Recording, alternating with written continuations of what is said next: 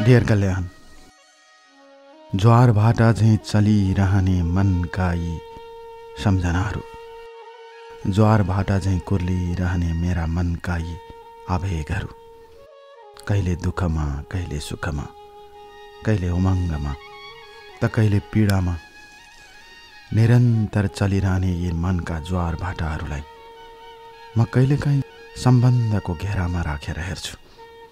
सम्बन्धहरू, मायाका कुराहरू, पिरतीका कुराहरू, बिछोडका कुराहरू र फेरि मिलनका कुराहरू, जीवनका यी रङ्गीन पानामा देखिने चोटहरू, पीडाहरू र जीवनका रङ्गीन पानामा देखिने मनका दर्दहरू, कहिलेकाहीँ आफैले आफैलाई उठाएर हेर्ने मेरा यी मनका सम्वेगहरू आज सम्झन्छु म, आज कल्पन्छु म। कहिलेकाहीँ तिनै कल्पनाको दायराबाट उठेर माथितिर निस्कने मेरा ती सम्झनाका तरेलीहरू, मेरा यी सम्झनाका पल्लाहरू, कहिलेकाहीँ परिकल्पनाको दायराबाट उठेर हेर्छु म र देख्छु जिन्दगानीभित्रका यी रङ्गीन सपनाहरू कहिलेकाहीँ किन अँध्यारोमा परिणत हुन्छन्। तिनै अँध्यारोमा परिणत हुने सपनाहरूका कुरा किन मान्छेले उज्यालो र प्रष्ट देखिने गरी हेरिरहन्छ पाँचुन्जेलसम्म।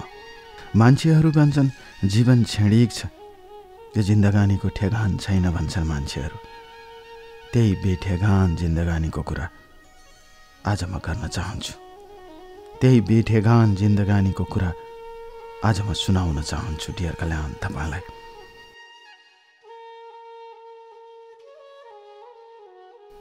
मेरो नाम कपिल अग्रवाल हो। मेरो जन्म विक्रम सम्वत 2041 साल भदौ 18 गते विराटनगरको 3 पैनी नजिकै भएको हो। मेरो बुबाको नाम पवन कुमार अग्रवाल हो र आमाको नाम होती देवी अग्रवाल। म घरको काइलो छोरा हुँ। हामी 5 जना दाजुभाइ थियौँ। मैले सानोमा विराटनगरमै पढेको।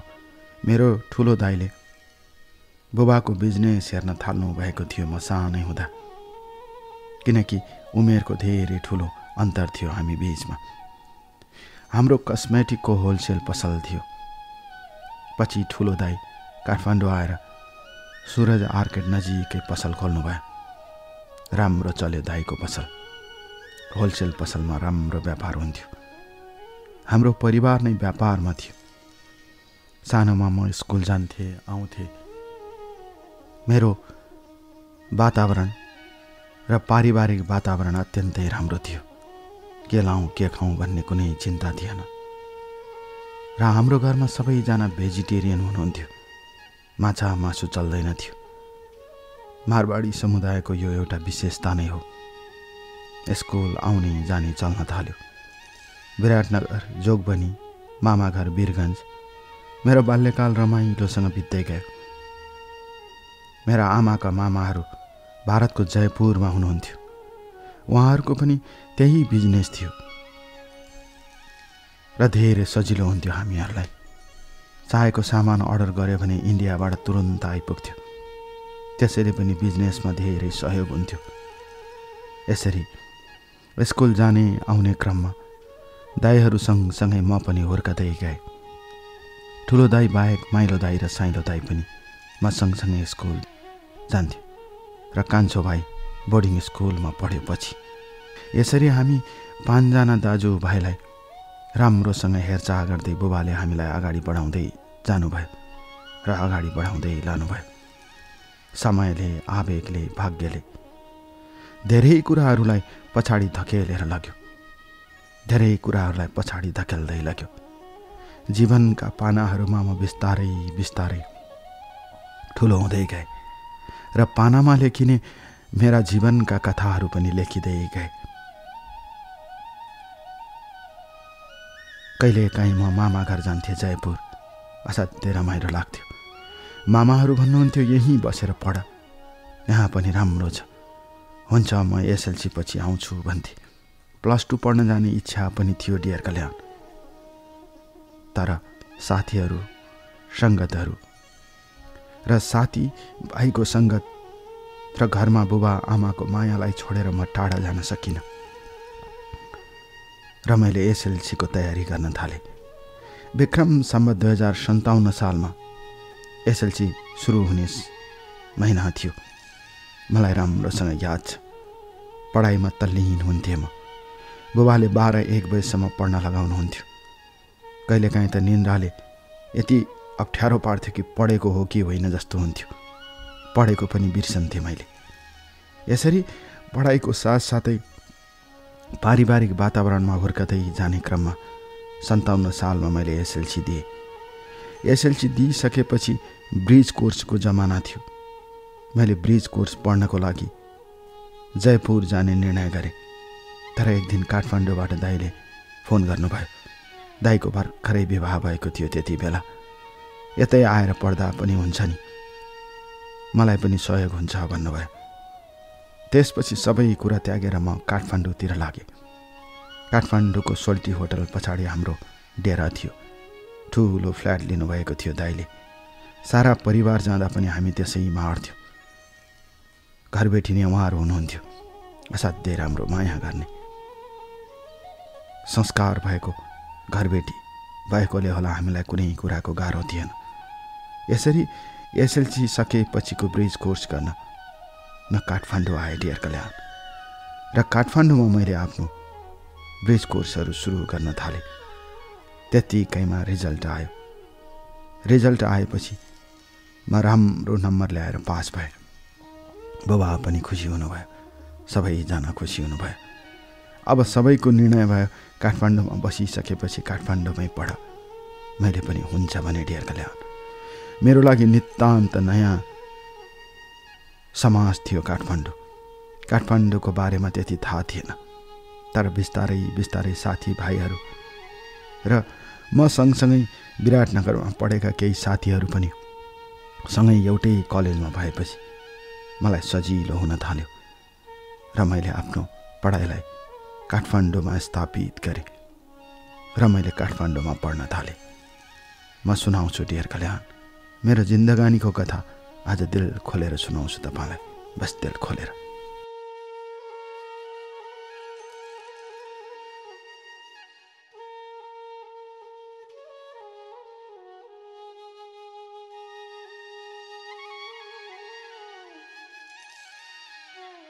डियर कल्याण, कहिलेकाहीँ मन तराजु जस्तै तलमाथि चल्दो रहेछ। कहिलेकाहीँ तराजुको पल्ला जस्तै तलमाथि चल्ने जिन्दगानीमा हिसाब किताबहरू पनि तलमाथि हुँदा रहेछन्। नसोचेका कुराहरू, कल्पनामा नआएका कुराहरू कहिलेकाहीँ परिकल्पनामा आउँदा रहेछन्। मनको दोसाँधमा, मनको गहिराईमा, मनको आवेगमा, मनको भावुकतामा चिप्लने यी मनहरू जीवनका यथार्थमा आएपछि सबै कुरा थाहा हुँदो रहेछ। त्यही थाहा भएका कुराहरू, त्यही थाहा हुने कुराहरू समयले, भाग्यले, आवेगले बिस्तारै बिस्तारै पछ्याउँदै लाँदो रहेछ। तिनै पछ्याउँदै जाने कुराहरू, तिनै मनको आवेगले लखेड्दै जाने कुराहरू कसरी भावनामा बहकिँदै जान्छ र कसरी मान्छेले आफ्ना कुराहरूलाई आफूबाट आवेगमा तानेर हेर्छ। यसरी 57 सालमा एसएलसी दिएर 58 सालमा पढ्न म काठमाडौँ आएँ। एसएलसी पछिको काठमाडौँ म कलेज जान्थेँ। मेरो कलेज बल्खुमा थियो। मैले फोटो पनि पठाएको छु। मैले अघि नै अवगत गराएँ त्यहाँ विराटनगरका साथीहरू पनि पढ्न आएपछि मलाई रमाइलो लाग्थ्यो र हामी त्यति बेला क्रिकेट खेल्न जान्थ्यौँ। मलाई राम्रोसँग याद छ, होटल सोल्टीको पछाडिको स्कुलको प्राङ्गणमा हामी क्रिकेट खेल्न जान्थ्यौँ। क्रिकेटको म पारखी थिएँ र खेल्थेँ पनि। मलाई असाध्यै मन पर्थ्यो र म क्रिकेटमा धेरै राम्रो पुरस्कारहरू पनि हासिल गरेको छु। मैले फोटो पनि पठाएको छु तपाईँलाई। यसरी साथीभाइसँग मिलेर बिदाका दिनहरूमा क्रिकेट खेल्ने हामीले काम गर्थ्यौँ। कहिलेकाहीँ क्रिकेट खेल्न कीर्तिपुरसम्म पुग्थ्यौँ। मलाई क्रिकेट बाहेक अरू गेममा खासै रहर लाग्दैन थियो। यसरी कलेजका दिनहरू सुरु हुँदै गए। साथीभाइको सङ्गतले म बिस्तारै बिस्तारै काठमाडौँसँग परिचित हुँदै गएँ। एकपटकको कुरा हो, साथीभाइले मलाई नेवारी खाजा खान लागे। चिकनको आइटमहरू खान्थे साथीहरूले, मैले भेज आइटम खान थालेँ। तर खाएको केही क्षणमै मलाई बमिट भयो। त्यसपछि मलाई साथीहरूले कहिल्यै पनि कर गर्दैनथे। बरु न्यु रोडतिरका शाकाहारी भोजनालयहरूमा, शाकाहारी खाजा पसलहरूमा हामी मनक्क भिड गर्थ्यौँ, भिड जमाउँथ्यौँ, हाँसी हाँसी खान्थ्यौँ, रमाई रमाई खान्थ्यौँ। जिन्दगीमा कुनै पीर थिएन, सुर्ता थिएन, उमङ्ग थियो। त्यो उमेर त उमङ्गमा बिच्ने उमेर हो डियर कल्याण। मेरो उमेर पनि त्यही उमङ्गमा बित्यो। त्यही बित्दा बित्दै 60 सालमा मैले +2 सकेँ। त्यति बेला नेपालमा द्वन्द्व थियो, व्यापार राम्रो थिएन। बुबाहरूले इन्डिया गएर व्यापार गर्ने कि भन्ने सोच पनि बनाउनु भएको थियो। तर जान सजिलो थिएन, थुप्रै पैसा बजारमा थियो बुबाको। त्यति बेला मेरो माइलो दाइको पनि बिहे भयो भने साइलो दाइले नै विराटनगरमा बिहे गर्ने तयारी गरिरहनु भएको थियो र दुवै दाइ उतै बस्नुभयो। अहिले विराटनगरमा राम्रो बन्दोबस्त गरेर दाइहरू बस्नु भएको छ। व्यापार बिजनेसले राम्रो सघाएको थियो। पछि दाइहरूले अन्य क्षेत्रमा पनि लगानी गर्नुभयो। त्यसले गर्दा लगानीको दायरा बढ्दै गयो। बिजनेसमा सजिलो त कहाँ हुन्छ र? देख्दा जति सजिलो हुन्छ व्यापार, हेर्दा त्यति सजिलो हुँदैन। त्यसैले कठिन समय काट्दै दाइहरू बिस्तारै बिस्तारै स्थापित हुनुभयो। विक्रम सम्वत 2062 सालमा मेरो परिवारले घर किन्यो। त्यही सोल्टी होटलको पछाडि महँगो घर किन्यो। घर राम्रो थियो। मैले फोटो पनि पठाएको छु डियर कल्याण। र मैले अघि नै अवगत गराएँ, विक्रम सम्वत 2062 सालमा मैले +2 सकेँ। +2 सकिसकेपछिको कलेजहरू खोज्ने क्रममा म पसलमै बस्थेँ, दाइलाई सघाउँथेँ। जब भिड हुन्थ्यो दाइले मलाई फोन गरेर बोलाउनुहुन्थ्यो। म टुप्लुक्कै आइपुग्थेँ। दाइलाई सघाउनु मेरो कर्तव्य थियो। बुबाले पनि भन्नुहुन्थ्यो। बुबा आमा धेरै समय काठमाडौँमा बस्नुहुन्थ्यो। पशुपतिको दर्शन गर्ने भनेपछि बुबा आमा हुरुक्क हुनुहुन्थ्यो। पशुपतिनाथको दर्शन गर्न बारम्बार आइरहनुहुन्थ्यो। मामाहरू आउनुहुन्थ्यो इन्डियाबाट। राम्रो वातावरण थियो, फ्यामिली वातावरण। भाउजूहरू पनि असल हुनुहुन्थ्यो, एकअर्कालाई आदर गर्ने। घरमा कुनै कुराको पनि नराम्रोपन थिएन। कुरा विक्रम सम्वत 2062 साल भदौ महिनाको हो। म पसलमा बसेको थिएँ। त्यो दिन पसलमा खासै भिड थिएन। 2 जना केटीहरू पसलमा आए र मेकअपका सामानहरू किन्न थाले पसलमा। अरू दिनको जस्तो भिड नभएकोले मैले तिनीहरूलाई राम्रोसँग डिल गरेँ, अरूलाई गरे जस्तै। तिनीहरूले सामान हेरे। तिनीहरूले भनेको सामान एउटा चाहिँ पाएनन्। अर्को दिन फेरि आए। एकजना केटी थिए, उसको नाम एनबाट आउँथ्यो। मानौ उसको नाम नमिता हो। उसले त्यो दिन त्यो सामान कहिले पाउँछ भनेर सोधी। मैले यसै भन्न सक्दिनँ भने। उसले भने यो कहीँ पनि पाउँदैन। मलाई एकजनाले विदेशबाट पठाइदिनु भएको। मलाई त्यो असाध्यै मनपर्छ। त्यो क्रिम थियो डियर कल्याण। र त्यसपछि मैले हुन्छ म कोसिस गर्छु भनेर जवाब दिएँ। उसले मलाई यो सामान पाउन साथ मेरो मोबाइलमा फोन गर्नु भनेर उसले आफ्नो पोस्टपेड मोबाइल दिए। 98510बाट सुरु हुने नम्बर दिए। हेर्दा झलक्क राम्री थिए। उसले दिएपछि मैले नाइ भनेन र फोन नम्बर उसले दिएको कागजलाई भित्र राखेँ। उनीहरू धेरै बेर बसे। मैले चिया खानुहुन्छ भनेर सोधेँ। उनीहरूले हुन्छ भने। त्यसपछि मैले चिया मगाएँ। अरू 2-3 जना पनि हुनुहुन्थ्यो। सबैजनाले चिया खानुभयो। चिया त साह्रै मिठो रहेछ भने नमिताले। म हाँसेँ मात्र, केही भनेन। उसले भने किन हाँसेको? मैले भने खास केही होइन, त्यत्तिकै हाँसेको। चिया मिठो भयो भनेर हाँसेको होला भनेर उसले मलाई अलिकति व्यङ्ग्य गरे जस्तो लाग्यो। मलाई कता कता रिस उठ्यो र मैले भने म त यो चियै खाँदिनँ, म त यो चिया खान्छु भनेर थर्मसमा रहेको चिया मैले कपमा राखेर खाएँ। अरू 2-3 जना पनि हुनुहुन्थ्यो। सबैजनाले चिया खाएपछि नमिता त्यहाँबाट गई र जाने बेला फेरि भने त्यो आउन साथ फोन गरिदिनुहोस् ल। मैले हुन्छ भने र त्यसपछि मैले बेलुका दाइलाई सोधेँ। दाइले भने यो त अमेरिकन प्रडक्ट हो, धेरै महँगो पर्छ। म केही बोलिनँ। त्यसपछि मैले मामालाई फोन गरेँ इन्डियामा 1 हप्तापछि र त्यसपछि मामाले हुन्छ म पठाइदिन्छु भन्नुभयो। एउटा ठुलो बक्स पठाइदिनु भयो, एकदमै महँगो थियो डेढ कल्याण। आउन साथ मैले उसलाई फोन गरेँ सामान आयो भनेर र त्यति बेला उसले भने म पोखरा छु, पोखराबाट फर्किएपछि आउँछु भने। मलाई विश्वास लागेन, कसरी पोखरा हुन्छ ऊ जस्तो लाग्यो।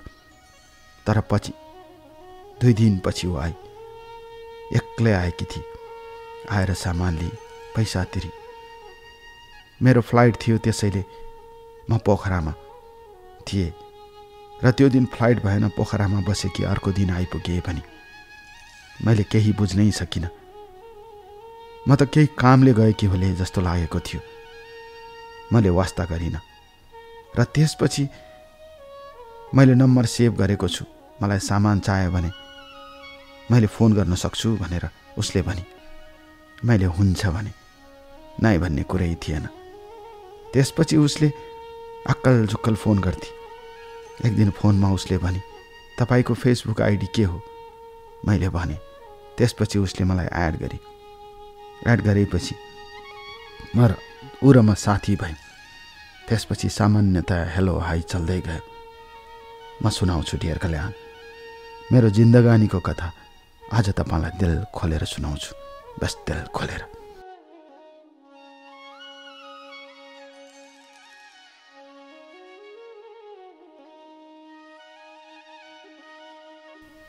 डियर कल्याण, कहिलेकाहीँ लाग्छ जिन्दगीमा धेरै कुरा छुटिए जस्तो, कहिलेकाहीँ लाग्छ जिन्दगीमा धेरै कुरा गुमाए जस्तो, कहिलेकाहीँ लाग्छ जिन्दगीमा धेरै कुरा नभेट्टाए जस्तो। भेटाउन नसकेका जिन्दगीका कुराहरू, मेटाउन नसकेका जिन्दगीका पानाहरू र कतै देख्न नसकेका जिन्दगीका पीडाहरू, चोटहरू र आवेगमा आइरहने जिन्दगानीका थुप्रै थुप्रै घटनाहरू। कसरी सुनाऊ म डियर कल्याण तपाईलाई? मनमा लागेका चोटहरू कहिलेकाहीँ पोख्ने ठाउँ नहुँदा गाह्रो हुँदो रहेछ। म त्यति साह्रो रेडियो नसुन्ने मान्छे, तर तपाईको कार्यक्रम भनेपछि मलाई सुन्न मन लाग्छ। मेरो ठुलो भाउजू पनि सुन्नुहुन्छ, अझै पनि सुन्नुहुन्छ र मलाई भन्नुहुन्थ्यो डियर कल्याणलाई एक दिन घरमा बोलाउन पाए कस्तो हुन्थ्यो भनेर। मैले तपाईलाई यही कुरा कार्यक्रम मार्फत अवगत गराउन चाहन्छु। यदि यो कार्यक्रम प्रसारण भयो भने म तपाईको सम्पर्कमा आउनेछु र तपाईलाई म घरमा निम्ता गर्नेछु डियर कल्याण, नाइ नभनिदिनु होला। एउटा परिवारको इच्छा पूरा गरिदिनु होला। यसरी उसको सामान खोजिदिएपछि, त्यो महँगो अमेरिकन प्रडक्ट खोजिदिएपछि म इन्डिया गएँ, मामा घरमा गएँ। मलाई राम्रोसँग याद छ, मामाको छोराको बर्थडे थियो, त्यसैको लागि गएँ। म जयपुर पुगेपछि उसले मलाई मेसेन्जरमा फोन गरी। मलाई राम्रोसँग याद छ, त्यति बेला हाम्रो कुराकानी गहिरो रूपमा भइसकेको थियो। फोनमा कुरा हुन्थ्यो। म जयपुर आएको छु भनेपछि मलाई के ल्याइदिने भनी म हाँसेँ मात्र। किन हाँसेको? मारवाडी समुदायका मान्छेहरू लोभी हुन्छ भन्छन्, त्यसैले हाँसेको भनेर उसले फेरि व्यङ्ग्य गरी। मलाई रिस पनि उठ्यो, तर मैले केही भनिनँ। ऊ बिस्तारै बिस्तारै मेरो सामिप्यमा आइरहेकी थिए र मैले कहाँ हो तिमी भने। उसले भने यतिखेर म लुक्लामा छु भने। अनि कहिले गएको त लुक्लामा भने। मेरो बिहानको फ्लाइट थियो भने। ऊ एयर होस्टेज थिए डियर कल्याण। म सुनाउँछु मेरो कथा, आज तपाईँलाई दिल खोलेर सुनाउँछु। उसले भने म भोलि मात्र काठमाडौँ आउँछु, तिमी कहिले आउने भने। हाम्रो बीचमा तिमी चल्ने भइसकेको थियो। मैले 2 हप्तापछि आउँछु भने र 2 हप्तापछि आएपछि भेटौँ न त ल भने। मैले हुन्छ भने। यसरी 2 हप्तासम्म म जयपुरमै बसेँ। 2 हप्तापछि दिल्ली आएर दिल्लीको फ्लाइटबाट म काठमाडौँ आएँ र काठमाडौँ आएर फ्लाइटबाट निस्कँदै थिएँ। त्यति बेलै एयरपोर्टको ठीक गेटमा म क्रस हुने र ऊ एयरलाइन्सको भ्यानमा एयर होस्टेजको ड्रेसमा भित्र छिरी। उसलाई देखेर मलाई खुसी लाग्यो। जे जस्तो भए पनि केटी एक्टिभ रहेछ, राम्री पनि छे। मनमा नै कुरा गरे, सधैँ फोन गर्छे। मनमा एक किसिमको माया पलाए जस्तो के भए जस्तो भइरह्यो त्यो उमेरमा। र त्यसपछि मैले घर आएर उसलाई फोन गरेँ। उसले टेक्स्ट मात्रै पठाए, मेरो फ्लाइट छ, म फर्केपछि कल गर्छु, बेलुका कल गर्छु भने। नभन्दै बेलुका उसले कल गरे। यसरी हाम्रो सम्बन्ध चल्दै गयो र त्यही क्रममा मलाई पनि भेट्न उत्सुकता जाग्यो र उत्सुकता सँगसँगै भेट्ने रहरलाई मैले यथार्थमा परिणत गर्ने बहानामा समय ढुँडिरहे, समय खोजिरहे डियर कल्याण। र एक दिन उसले मलाई पोखराबाट फोन गरी र भनी मेरो अहिले फ्लाइट छ 2 बजे, 4 बजेतिर मेरो अफ हुन्छ, 4 बजेतिर भेट्ने हो भने। मैले हुन्छ भने। कहाँ भेट्ने भनेपछि मैले न्यू रोड आउन आग्रह गरेँ। उसले न्यू रोड त अलि टाढा हुन्छ, मलाई सजिलो हुन्छ महाराजगञ्जमा भेटौँ न भने। मैले हुन्छ भने डियर कल्याण। त्यसपछि 4 बजे उसले मलाई फेरि फोन गरी कहाँ हो भनेर। म निस्कँदैछु भने। त्यसपछि दाइको मोटरसाइकल लिएर म घरबाट निस्किएँ। उसलाई भेट्न म महाराजगञ्ज पुगेँ, सोल्टी मोडबाट। त्यति बेला ऊ अर्को ड्रेसमा थिए, झलक्क हेर्दा राम्री देखिने ऊ। त्यो दिन मलाई असाध्यै राम्रो लाग्यो। त्यसपछि हामी त्यही महाराजगञ्जको एउटा रेस्टुरेन्टमा छिरेर कफी खान थाल्यौँ। उसले कफी खाए, मैले सामान्यतया चिया खाएँ र त्यसपछि कुरा हुँदै गयो। उसले मलाई जिस्काउँदै भनी गर्लफ्रेन्ड छ कि छैन भनेर। मैले छैन भने। जे हो त्यही भने डियर कल्याण। अनि उसलाई पनि जिस्काए मैले, तिम्रो त बोयफ्रेन्ड होला भनेर। छैन भनेर। अनि फेरि जिस्काउँदै भने राम्रो राम्रो एयर होस्टेजहरूको त पाइलटहरू नै बोयफ्रेन्ड हुन्छन् र धेरै घटनाहरू छन् पाइलटहरूसँग बिहे भएको। उसले त्यति बेला भने म त्यस्तो केटी होइन, म जो पाए त्योसँग प्रेम गर्दै हिँड्ने केटी होइन भनेर उसले भने। त्यो फेरि संयोगको कुरा पनि हो, त्यतिकै हेर्दैमा देख्दैमा कहाँ हुन्छ र भने। त्यसपछि उसले मेरो बारेमा सारा कुरा खोतली। मैले जे हो त्यही भने। मैले उसलाई पनि सोधेँ, उसको घर नुवाकोट भनी। नुवाकोटबाट काठमाडौँमा आएर बसेको भनेर भनी उसले। र उसको घर सामाखुसी भनी। र त्यसपछि उसले नेपालको एउटा प्रख्यात बिजनेसम्यानको नाम लिएर मलाई भनी, उहाँ मेरो सानो बुबा हो। मैले उहाँको फोटो पनि पठाएको छु, प्रख्यात व्यक्तिको। कृपया नाम नखुलाइदिनु होला। म छक्क परेँ। उहाँलाई मेरो बुबाले पनि चिन्नुहुन्थ्यो। मलाई खुसी लाग्यो।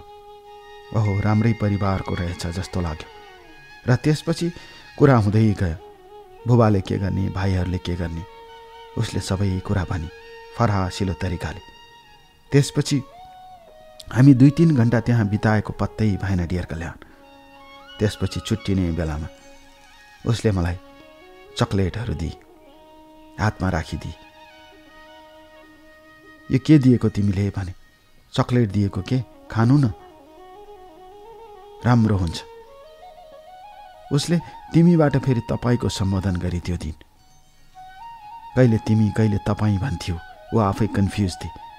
र त्यसपछि म त्यो चकलेट लिएर घर आएँ र बेलुका खाना खाइसकेपछि मलाई चकलेट खान मन लाग्यो। मैले चकलेट मुखमा हालेँ। चकलेट मुखमा हाल्न साथ मलाई त्यो केटीको याद आयो। राम्री छे, फरासिली छे, बोल्छे, हँसिली छे। कतै यसले मलाई मन पराएको त होइन जस्तो लाग्यो। प्रश्न गरे आफैले आफैलाई, मन नपराएको भए यसरी सम्बन्ध हुँदैन थियो होला। सायद मन पराएको होला। मन बनाए आफैले आफैलाई सोधे, मलाई पनि त मन पर्छ, आखिर के फरक पर्छ? मनमा अनेक प्रश्न उठिरहे। त्यसपछि मैले टेक्स्ट पठाएँ, चकलेटको लागि धन्यवाद। त्यसपछि उसको जवाब आयो, त्यो चकलेटमा अरू कुरा पनि मिसिएको छ भनेर उसले जवाब पठाए। के कुरा? उसले एउटा मात्र शब्द लेखेकी थिए, मोहनी। मैले हाँसेको सङ्केत सहितको म्यासेन्जरमा आन्सर दिए। त्यसपछि उसले गुड नाइट भने, मैले पनि गुड नाइट भने। त्यो दिन राति मलाई मिठो सपना आयो। सपना मायाको थियो, सपना प्रेमको थियो, सपना स्नेहको थियो डियर कल्याण। र म खुसी साथ सपनाहरू देखिरहे। त्यो रातभरि मैले सपना देखेँ। मलाई तिनै सपनाले कसरी डोर्याउँदै लग्यो, मलाई तिनै सपनाले कसरी पछ्याउँदै लग्यो। म सुनाउँछु डियर कल्याण तपाईँलाई मेरो कथा। दिल खोलेर सुनाउँछु आज तपाईँलाई मेरो कथा। बस मेरो आफ्नो कथा सुनाउँछु तपाईँलाई, बस आफ्नो।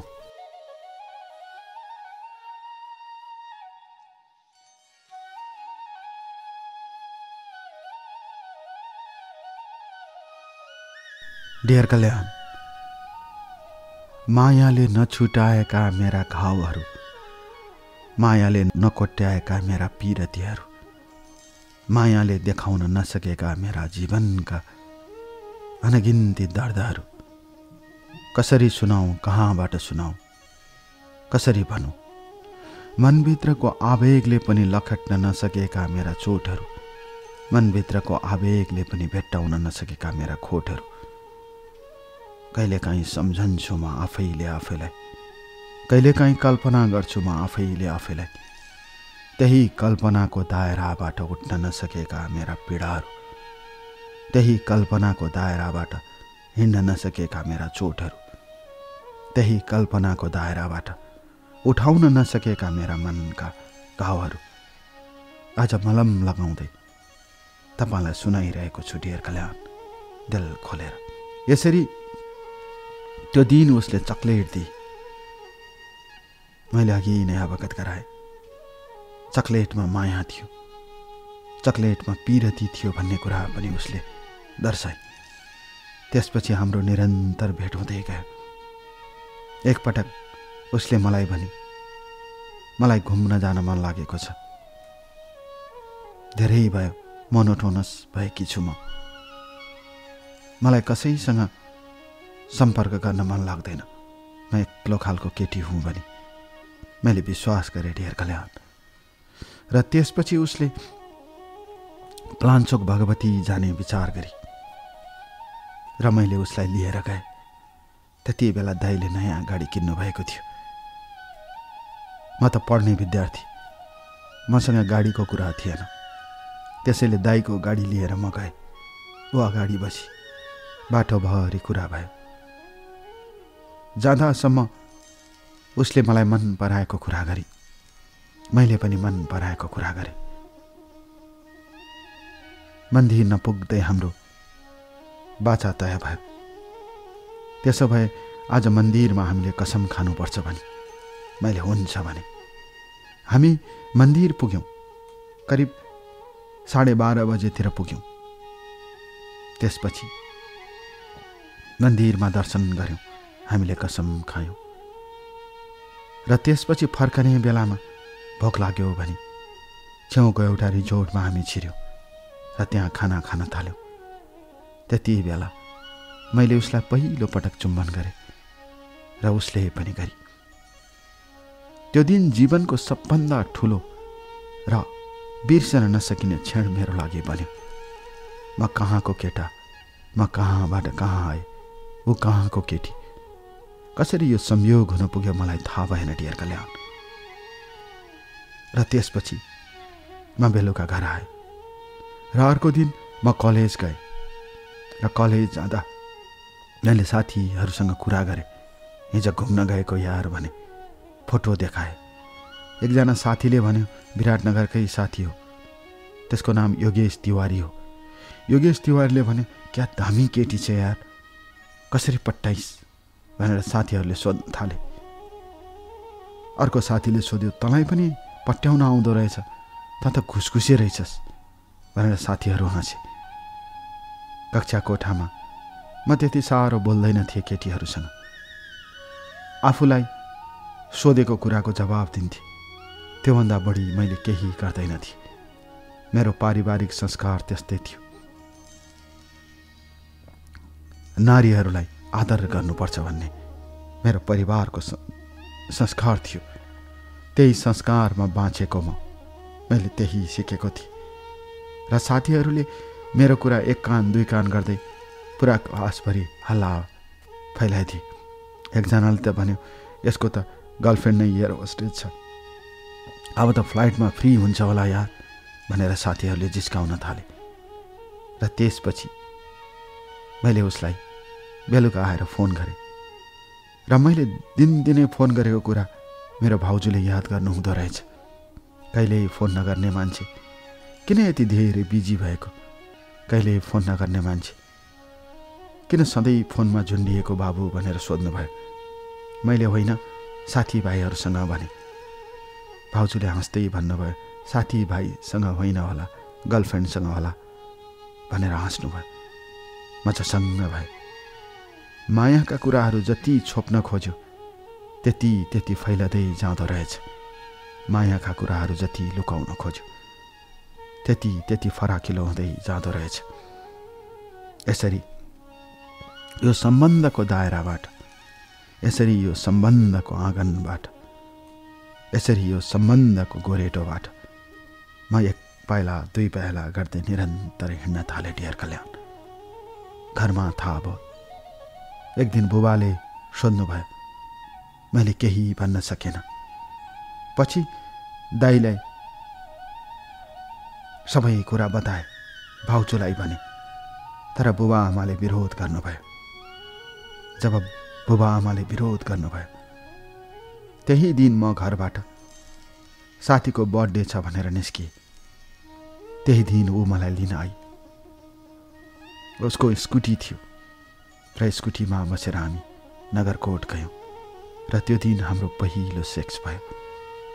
र त्यसपछि म झन् उसको मायामा हराउँदै गएँ।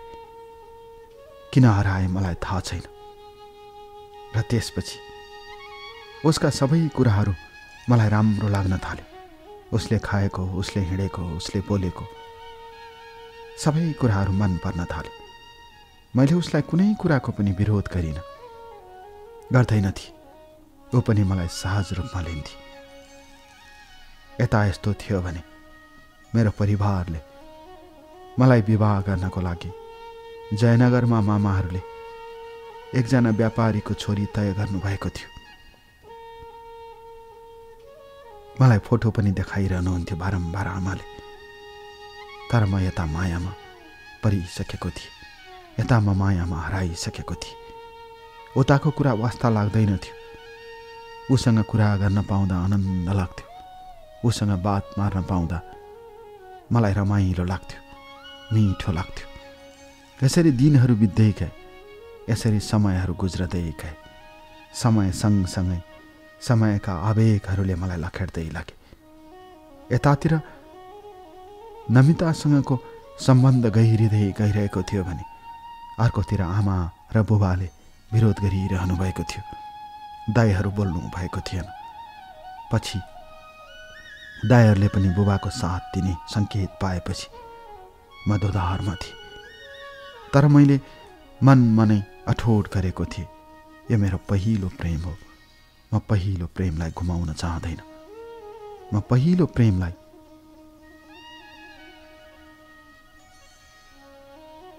हराएर म हिँड्न चाहँदैन। मैले यही सोचे डियर कल्याण, र यही भावनामा म अगाडि बढिरहेँ। तर मैले यो कुरा मेरो घरमा तिमीलाई मन पराउँदैनन्, हुँदैन भन्ने कुरा कहिल्यै गरेन। उसले घरको बारेमा सोध्थी र भन्थी मारवाडी समुदायमा मलाई गाह्रो त हुँदैन भनेर प्रश्न गर्थी। हुँदैन, सबै कुरा ठिक छ, यति हो कि भेजिटेरियन बन्नुपर्छ। उसले भन्थी त्यो मलाई मन्जुर छ, तिमीलाई सजिलो हुन्छ, बाहिर दिए गर्दा पनि हुन्छ, घरमा सहभागी हुँदा त्यसो गर्नुपर्छ भने। उसले हुन्छ भने उसले मोमो मन पराउँथी, चाउमिन मन पराउँथी। हामी कहिले कहाँ खान्थ्यौँ, कहिले फिल्म हेर्न जान्थ्यौँ, कहिले चलचित्र हेर्न जाने बहानामा हामीले धेरै कुराहरू पाएका थियौँ। धेरै कुराहरू एक अर्कोको सामिप्यतामा हराएका थियौँ। निर्वाध रूपमा हामी हिँड्थ्यौँ, घुम्थ्यौँ। कैयौँ पटक म उसलाई एयरपोर्ट लिन गएको छु, उसको फ्लाइट सकिएपछि। कति पटक त बाहिर कुरेको छु, घन्टौँसम्म कुरेको छु। उसलाई भेट्दा खुसी लाग्थ्यो, उसलाई देख्दा गर्मीमा शीतल चौतारीमा बसे जस्तो लाग्थ्यो, उसलाई देख्दा सङ्लो पानी पिए जस्तो लाग्थ्यो। तिर्खाको बेला राम्री थिए, मलाई ऊ असाध्यै मन पर्थ्यो र ऊ पनि म भनेपछि मरिहत्थे गर्थी।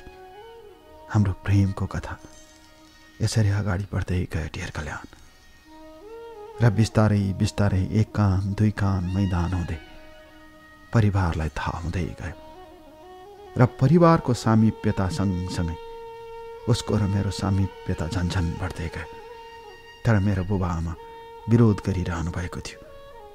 किन विरोध गर्नुभएको थियो म सुनाउँछु डियर कल्याण, तपाईँलाई मेरो कथा, बस मेरो आफ्नो कथा।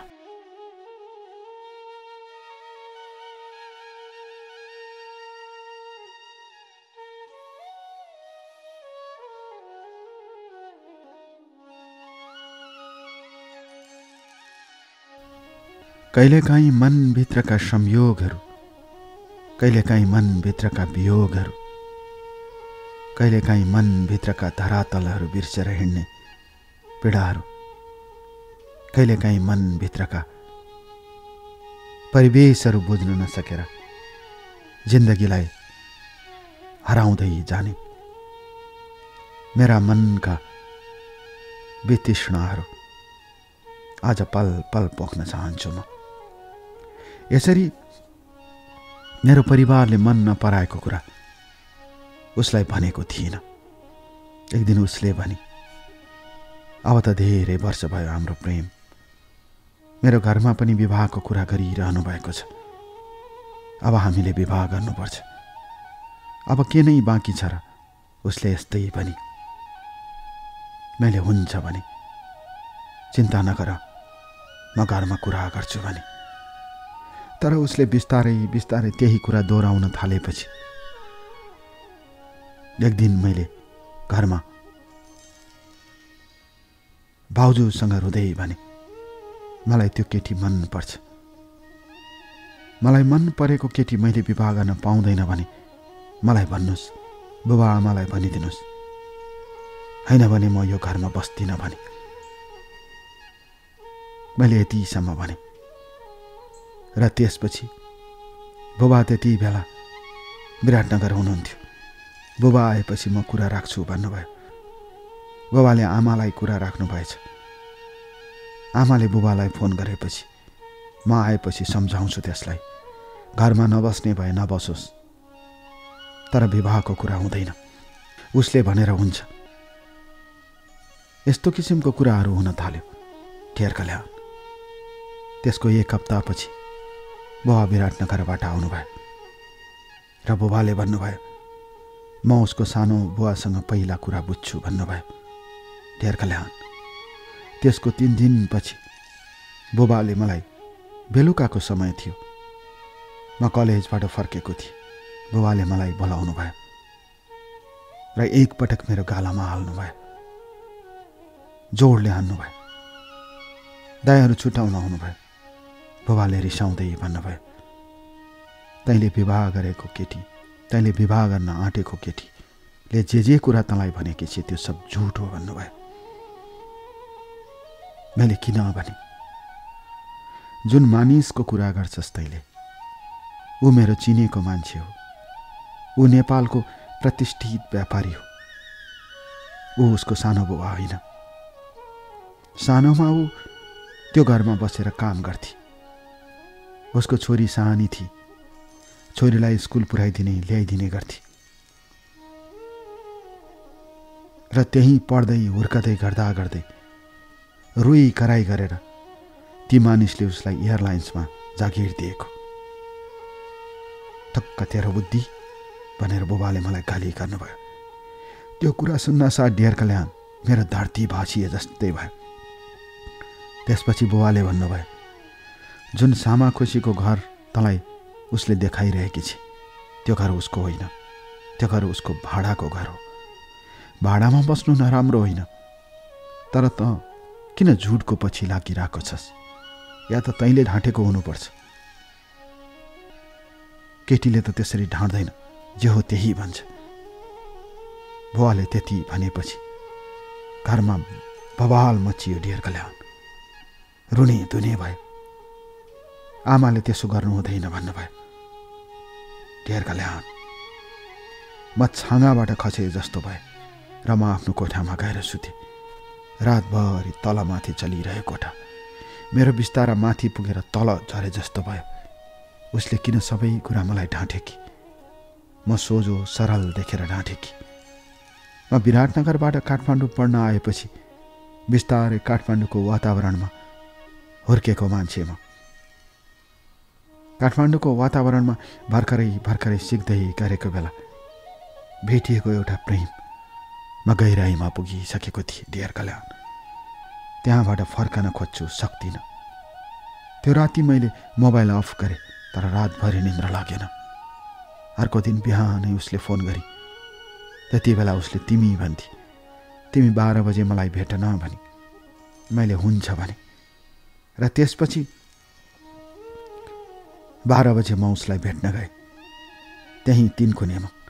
उसको फ्लाइट 2 बजे थियो। त्यहाँ हामी 2 घन्टा बस्यौँ। उसले भने, आज तिमी एकदमै निराश देखिन्छौ नि, किन हो भनेर सोधे। मैले केही होइन भने, भनौँ नभनौँ भइरह्यो। तर मैले प्रश्न गरेँ। मेरो घरमा विवाहको कुरा चलेको थियो, त्यसैले मैले तिमीलाई आज धेरै प्रश्न गरेँ। अझ एउटा प्रश्न सोध्छु ल भने। उसले हुन्छ भने। तिमीले आफ्नो बारेमा सबै कुरा साँचो भनेको हो त भने। उसले कसम खाई साँचो हो भने। म छक्क परेँ र त्यसपछि मैले उसले जसलाई सानो बुबा भन्थे उहाँको नाम लिए र यस्तो यस्तो हो भनेपछि ऊ यसरी रिसाई ढेर कल्याण मसँग। म कुरै गर्न सक्दिनँ र त्यसपछि रुन थालेँ। र उसले भने, यो सब झुटो हो भने, यो सब तिम्रो र मेरो सम्बन्ध बिगार्ने खेल हो भने, ल हिँड अहिले नै हिँड भने।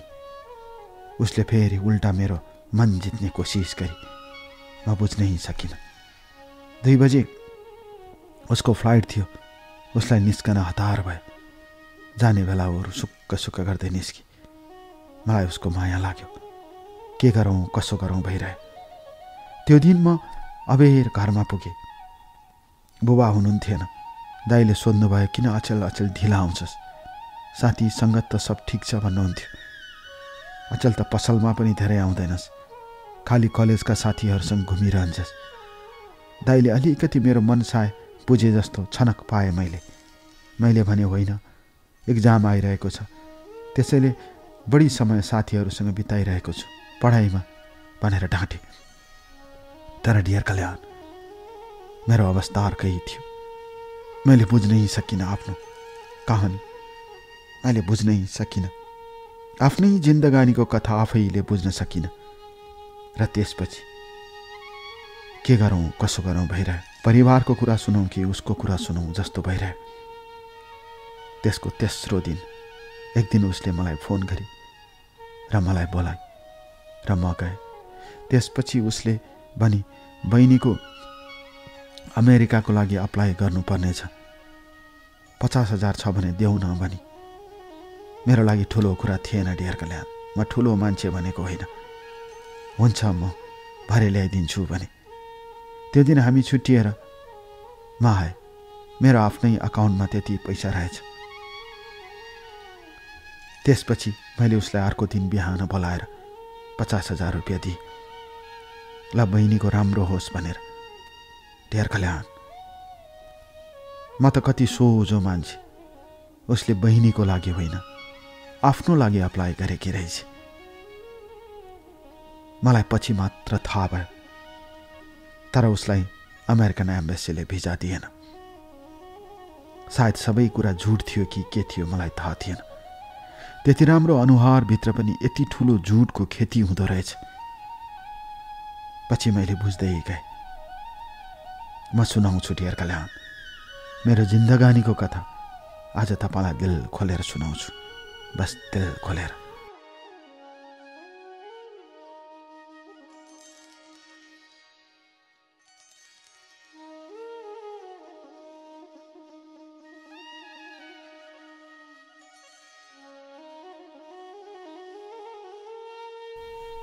डियर कल्याण, कहिलेकाहीँ मनका भारीहरू बिसाउन नसकेका मेरा क्षणहरू, कहिलेकाहीँ मनका भारीहरू उठाउन नसकेका मेरा क्षणहरू, कहिलेकाहीँ दुःखका सागरहरूमा तैरिन नसकेका मेरा क्षणहरू, एउटा दुःखको पहाडबाट उठेर मैले जीवनलाई कसरी अँध्यारोमा धकेल्दै लागे म सुनाउँछु मेरो कथा।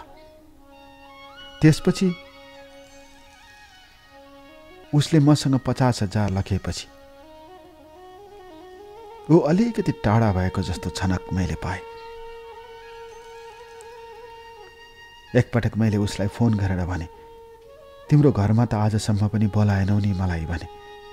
हुन्छ म बोलाउँछु नि, नबोलाउने कुरा हुन्छ भने। मैले धेरै कोसिस गरेँ उसले मलाई घरमा लगिने, कारण वास्तविकता थाहा हुन्छ भनेर। र अर्को पटक फेरि मैले भेटमा भने, तिम्रो सानो बुवालाई भेट्न जाउँ न भने। उसले हुन्छ भइहाल्छ नि, म अहिले फोन गर्छु भने। तर त्यो पनि भएन। यी दुई कुरालाई मैले पछ्याउँदै लगेँ डियर कल्याण।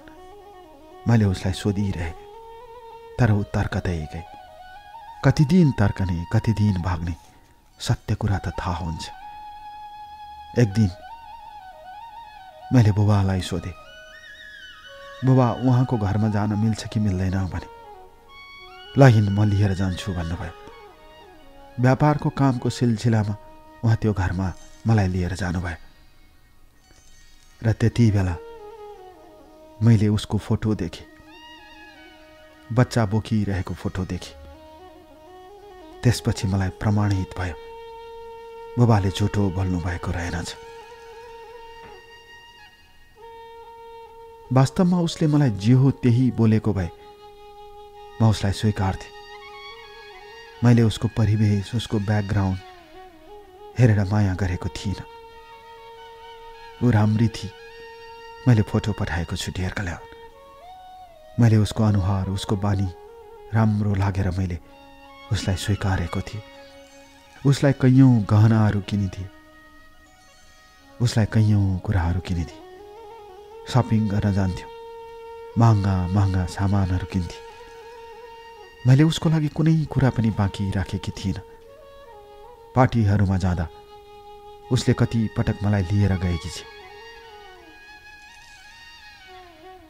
एउटै ड्रेस लगाएर, एउटै कलरको सुट र उसले वान पिस लगाउँथे। कोपनडोलका बुटिकहरूमा उसले किनेका लुगाहरू यति धेरै हुन्थे। मैले यति धेरै लुगा के गर्छौ भन्थे। म लगाउँछु नि भन्थे। तर पछि थाहा भयो उसले आफ्ना बहिनीहरूलाई दिदी रहेछ। मलाई नरमाइलो लाग्यो डियर कल्याण। यति झुटको खेती पनि गर्न सक्दा रहेछन् केटी मान्छेहरू भने रास हुँदै गए र बिस्तारै बिस्तारै सबै कुरा थाहा पाएपछि एक दिन भेटको बेला मैले सबै भने। उसले होइन भनेर झुटो बोली। म उसको सानो बुवाको घर भन्थे। म त्यहाँ पुगेर खिचेको फोटो उसलाई देखाइदिएँ। त्यो फोटो देख्न साथ ऊ कालो निलो भई र त्यसपछि ऊ मसँग त्यो दिनदेखि टाढी। मलाई माया लाग्थ्यो डियर कल्याण। गल्ती हुन्छ, उसले गल्तीको क्षमा माग्न सक्थे। ऊ मसँग टाढी। पछि मैले उसको बारेमा थाहा पाउँदै गएँ। जब जब प्रेममा मान्छेबाट धोका हुन्छ तब मान्छेले जे पनि गर्छ। मान्छेले केही कुरा पनि बाँकी राख्दैन। म त्यस्तै अवस्थामा पुगेँ। पछि थाहा पाएँ उसको एकजना उमेरले 50 कटेको एकजना पाइलटसँग उसको अफेयर चलिरहेको कुरा मैले थाहा पाएँ। म छक्क परेँ। मेरो साथीका बहिनीहरू पनि एयर होस्टेजहरू थिए डियर कल्याण। नढाँटेर भन्छु, मैले फोटो पनि पठाएको छु। कति सरल छन्, कति पोलाइट छन्, कति सभ्य छन् मेरो साथीका बहिनीहरू।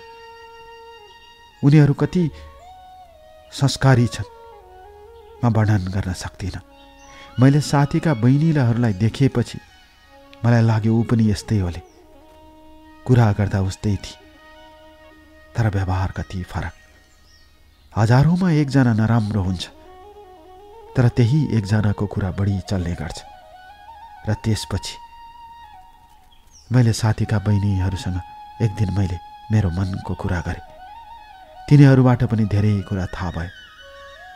पछि ती बहिनीहरूले भने उसलाई त एयरलाइन्सले निकालिदिइहाल्यो नि दादा भनेर मलाई भने। मैले किन भनेर भने उसको राम्रो आनी बानी थिएन त्यसैले निकालिदिए भनेर उनीहरूले मलाई भने। त्यसपछि मैले उसलाई फोन गरेर तिमी एयरलाइन्समा काम गरिरहेछौ भन्दा म गरिरहेछु, अहिले भर्खरै फ्लाइट थियो भनेर डाँटी। र मैले त्यति बेला फोनमा गाली गरिदिएँ, तिमी एयरलाइन्सबाट निक्लिसकेको मान्छेले मलाई किन झुट बोल्यो भनेर। त्यो दिनदेखि ऊ मसँग सम्पर्कमा आइने। मेरा थुप्रै चिजहरू उसँग छन्, पैसाहरू छन्। ऊ सबै कुरा छोडेर मसँग सम्पर्कविहीन भई। यो धेरै वर्ष पहिलेको कुरा हो डियर कल्याण। अहिले ऊ कहाँ छे मलाई थाहा छैन। मेरो जयपुरमा रहेको विवाहको सम्बन्ध पनि त्यति बेला बिग्रियो र मैले काठमाडौँकै आफ्नै समुदायको छोरीसँग विवाह गरेकी छु। अहिले सब चिज ठिक छ। मेरो एउटा छोरी पनि छ। म यतिखेर बिजनेसमा छु। मेरो पढाइ पनि सकियो। बाबाले अरू केही काम गर्नुपर्छ, नयाँ नयाँ बिजनेसहरू सुरु गर भनेर भनिरहनुहुन्छ। हामी यतिखेर नयाँ बिजनेस सुरु गर्ने विचारमा छौँ डियर कल्याण। तर ऊ त्यो दिनदेखि सम्पर्कविहीन भए। म कहिलेकाहीँ उसलाई पत्ता लगाउने कोसिस गर्छु। यतिखेर ऊ अमेरिका कसरी जान पाइन्छ भनेर अमेरिका लान सक्ने मान्छेलाई उसले आफ्नो प्रेमी बनाउँदै हिँडिरहेकी छ रे। कतिखेर अमेरिका छिर्छे थाहा छैन, बनाउँदै हिँडिरहेकी छ। विवाहित केटाहरूसँग, अविवाहित केटाहरूसँग अनगिन्ती सम्बन्धहरू बढाउँदै हिँडिरहेकी छे भन्ने सुन्नमा आयो। हाम्रा थुप्रै दिदी बहिनीहरू हुनुहुन्छ, तर कोही कोही मान्छेहरू किन यति फरक हुन्छन् डियर कल्याण। आफैले आफैलाई बेचेर, आफैले आफैलाई ढाँटेर राम्रो हुने कोसिस किन गर्नु। वास्तविकतामा सौन्दर्य छ, वास्तविकतामा सब कुछ छ, वास्तविकतामा नै जिन्दगानी छ। जसले वास्तविकतामा बाँच्छ र वास्तविक कुरा जसले भन्छ ऊ प्यारो हुन्छ। जसले वास्तविक कुरा लुकाएर झुटो बोल्छ त्यो कहिल्यै पनि प्यारो हुँदैन। अनुहार राम्रो भएर हुँदैन, मन सुन्दर हुनुपर्छ। त्यसैले यो कार्यक्रम मार्फत धेरै समयपछि म नमितालाई यही भन्न चाहन्छु, अनुहार राम्रो भएर हुँदैन। अनुहार त 40 पुगेपछि बिस्तारै बिस्तारै चाउरिँदै जान्छ। 22 हुँदासम्म मात्र हो अनुहार। त्यसपछि त चाहिने व्यवहार हो, मन हो। र त्यो व्यवहार र मनको सुन्दरता कहिल्यै पनि चाउरिँदैन, बाँचुन्जेल रहिरहन्छ। त्यसैले अनुहारको सौन्दर्य खोज्नुभन्दा मन र व्यवहारको सौन्दर्य खोज्नुपर्छ। यो कार्यक्रम सुनिरहनुभएका सबैलाई म यही भन्न चाहन्छु, अनुहारको सौन्दर्य होइन, मनको सौन्दर्य, व्यवहारको सौन्दर्य रोजौँ। त्यो बाँचुन्जेलसम्म चलिरहन्छ। अनुहारको सौन्दर्य त क्षणिक हो, अनुहारको सौन्दर्य त 2-4 पलको हो। त्यसैले मेरो जीवनको कथालाई मैले आज सबैलाई शिक्षा होस् भनेर मैले पस्केको। यसमा मैले आफूलाई कतै ठुलो बनाएको छु भने म माफी चाहन्छु। म सरल हुन चाहन्छु, म नम्र हुन चाहन्छु।